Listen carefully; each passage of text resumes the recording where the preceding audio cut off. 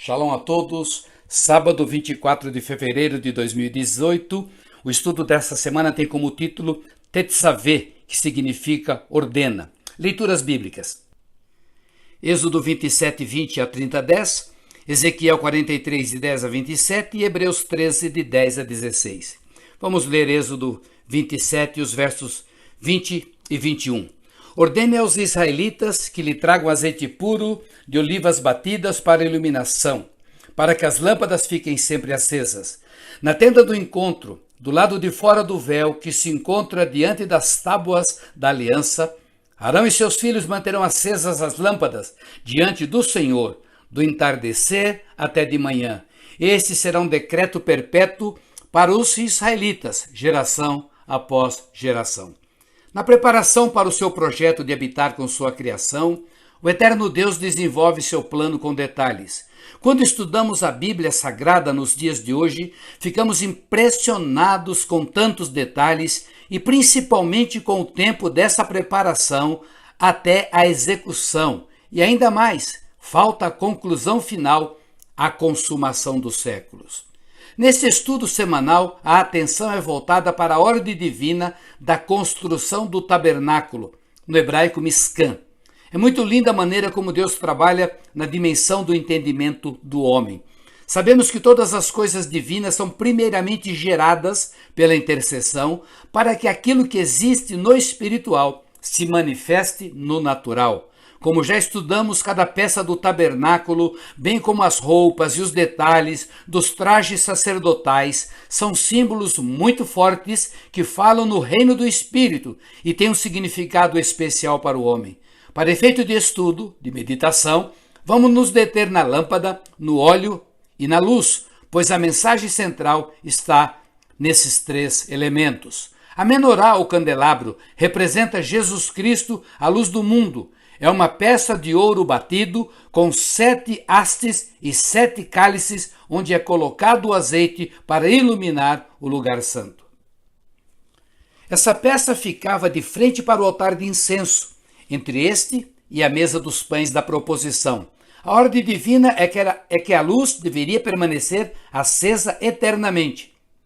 2 textos bíblicos que estão no Evangelho de João. Falando novamente ao povo, Jesus disse: Eu sou a luz do mundo. Quem me segue nunca andará em trevas, mas terá a luz da vida. João 8,12. E, enquanto estou no mundo, sou a luz do mundo. João 9,5. Desde o momento do pecado de nossos pais no jardim do Éden, as trevas invadiram a terra. O povo vivia em trevas e aguardava a verdadeira luz que ilumina.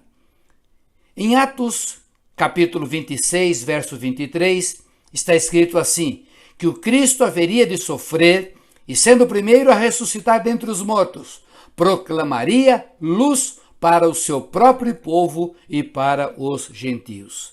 A Bíblia Sagrada é maravilhosa, porque ela mesma se explica. Ao estudarmos os textos paralelos e seu contexto, não nos confundiremos. Na passagem lida, fala que Jesus é a luz, tanto para os judeus como para os gentios. Não há outra luz, não há outra regra, por mais cerimonial e bonito que possa parecer o ritual. Quando Deus forma o seu povo e desenvolve o grande plano de salvação, usa símbolos que representam Jesus e ajudariam a identificá-lo quando viesse à terra. Às vezes, pode parecer que não damos os devidos valores à antiga aliança. Pelo contrário, também é a palavra de Deus. Eu entendo a antiga aliança ao estudar a nova aliança e vice-versa. Toda a palavra de Deus é inspirada, mas é preciso compreender o contexto e principalmente o que o Espírito Santo quer revelar naquele momento. É preciso orar para que os judeus e todas as pessoas possam entender o plano divino revelado nas Escrituras Sagradas. Muito se prende aos símbolos. Parece que o símbolo exerce uma atração tão forte que as pessoas se esquecem do principal, a essência. Dos judeus vieram os patriarcas, a Torá e os ensinos que levam à salvação, que é realizada apenas pela fé na pessoa de Jesus Cristo. Romanos 10, verso 1 e verso 2 diz assim: Irmãos, o desejo do meu coração e a minha oração a Deus pelos israelitas é que eles sejam salvos. Posso testemunhar que eles têm zelo por Deus, mas o seu zelo não se baseia no conhecimento. Colossenses 2, de 16 a 18, também Paulo nos fala o seguinte: portanto, não permitam que ninguém o julgue pelo que vocês comem ou bebem, ou com relação a alguma festividade religiosa, ou a celebração das luas novas, ou dos dias de sábado. Estas coisas são sombras do que haveria de vir. A realidade, porém, encontra-se em Cristo. Não permitam que ninguém que tenha prazer numa falsa humildade e na adoração de anjos os impeça de alcançar o prêmio. Tal pessoa conta detalhadamente suas visões e sua mente carnal a torna orgulhosa. Gosto demais do símbolo do candelabro e da sua importância enquanto santuário terrestre, mas hoje ele me faz lembrar a luz que ilumina todos os homens, Jesus Cristo, o Salvador de todos os que creem, primeiro do judeu, depois do grego.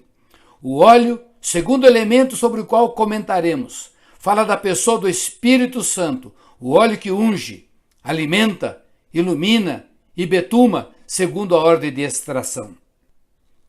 Há uma correlação fantástica com o lugar do maior sofrimento de Cristo, o jardim do Getsemane, que significa campo da prensa, onde Jesus, em agonia, suou gotas de sangue. O Espírito Santo acompanhou o ministério terreno de Yeshua, levou-o ao monte da tentação, esteve com ele em todos os momentos e depois foi enviado por ele a cada um de nós. Intercede por nós com gemidos inexprimíveis, sofre, se entristece e também nos ajuda. O azeite era usado para ungir os reis e profetas de Israel e também como instrumento de cura, Tiago 5,14. Como símbolo, fala de plenitude, comunhão, dependência e consagração, mas é a finalidade maior de trazer a luz que nos interessa neste momento. A luz que brilhava no santuário terreno e não poderia apagar. Interessante. Como falamos, o candelabro ficava entre o altar de incenso e a mesa dos pães da proposição. Ezequiel capítulo 43, eu vou ler o verso 1 e o verso 27 apenas. Então o homem me levou à porta que olha para o oriente, e eis que, do caminho do oriente, vinha a glória do Deus de Israel. A sua voz era como o ruído de muitas águas, e a terra resplandeceu por causa da sua glória. E cumprindo eles esses dias, será que, ao 8º dia e dali em diante, os sacerdotes oferecerão sobre o altar os vossos holocaustos e as vossas ofertas pacíficas, e eu me deleitarei em vós, diz o Senhor Deus. Agora, a ordem divina é com relação ao templo, na visão profética de Ezequiel. Detalhes importantes na visão do profeta que nos leva a pensar numa perfeição que não será alcançada pela mão humana, e sim quando da volta gloriosa de Jesus Cristo para habitar conosco para sempre. O comentarista da Bíblia de Estudo de Genebra diz o seguinte com relação a esta visão da restauração do templo visto por Ezequiel. O templo restaurado de Ezequiel não é uma planta, mas uma visão que enfatiza a pureza e a vitalidade espiritual do lugar ideal de adoração e aqueles que irão ali para adorar. A intenção não é a de realizar uma obra física e terrestre, mas a expressão da verdade encontrada no nome da nova cidade.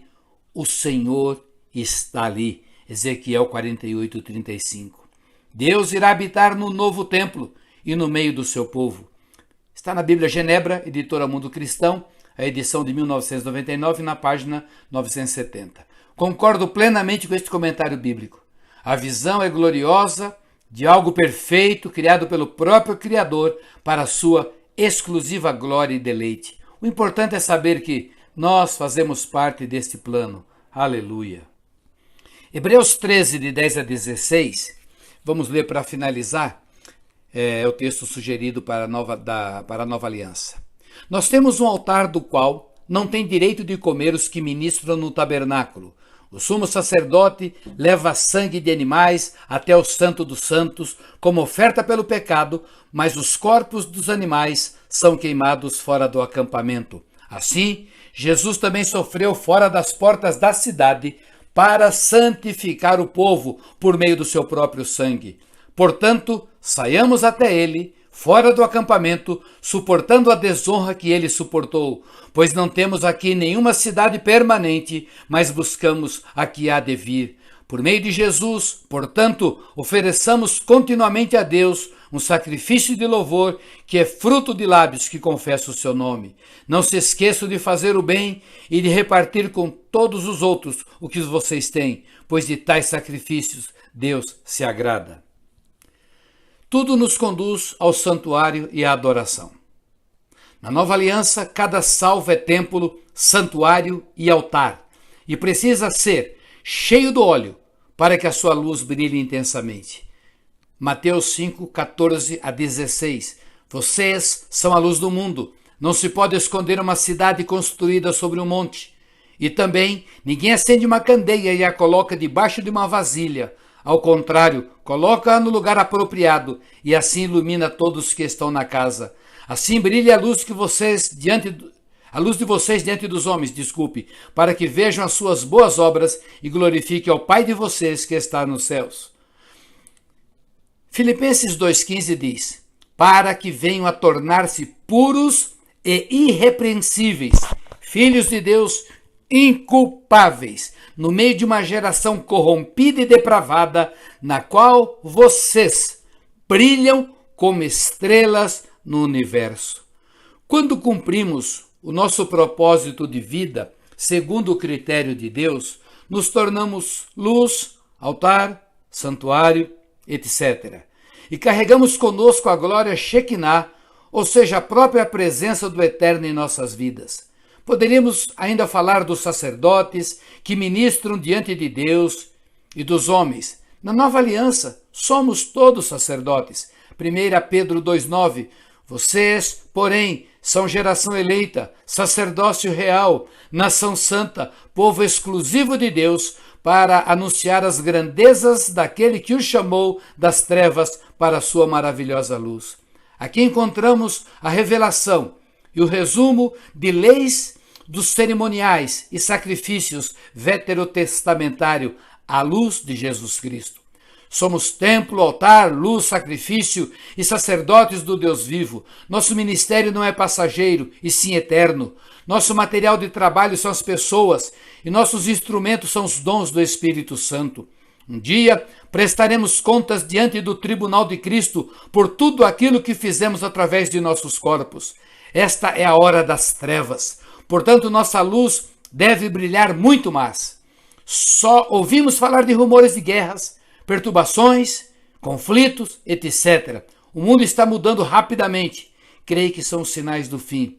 Busquem adoradores do Deus único e verdadeiro, sacerdotes comprometidos com o seu chamado. Ordene-se, faça-se um santuário, acenda-se a luz, ofereçam-se sacrifícios de louvor.